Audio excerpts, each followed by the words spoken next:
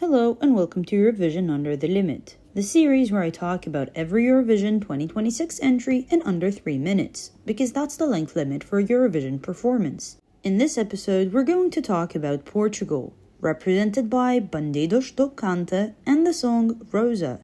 The group Bandidos do Canta is made of members Miguel, Francisco, Duarte, Luis, and Francisco, and was formed in 2022 in the city of Beja in southern Portugal. They sing in a traditional way that comes from the Alentejo region, and the group was originally named Amigos do Alentejo. They became known to the Portuguese public after releasing their first single in 2024, which became the most listened to Portuguese song on national radio at the time of its release. What made the group perform in over 50 concerts in different parts of Portugal in 2024. In 2026, they released their debut album that was made of 8 original tracks.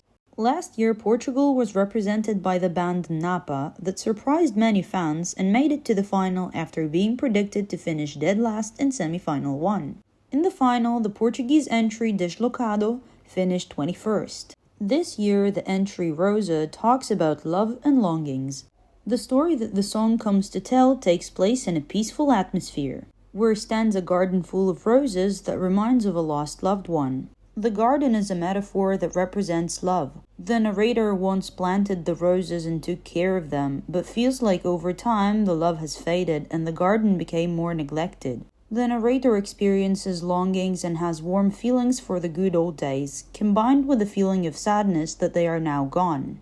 I find the song very melodic and the flow of it very smooth and calm. However, it's not even remotely close to what I'm used to listening to and to the music I usually like. So as unique as it is, I cannot really fully get the feeling of this song and cannot fully connect with it. Despite this, I like the cultural elements in the song, and overall I find it to be very warm and sweet. Uniqueness at Eurovision can either mean something good or bad. In this case, it does not feel like something first-time listeners would expect to hear. So naturally, I think people will be sleeping on this one, and people will just find it boring and forgettable. And I think that will result in Portugal finishing 14th or 15th in the semi. And what do you think about Portugal's entry? Let me know in the comments below, and don't forget to subscribe to not miss the following episode. Goodbye, and thanks for watching.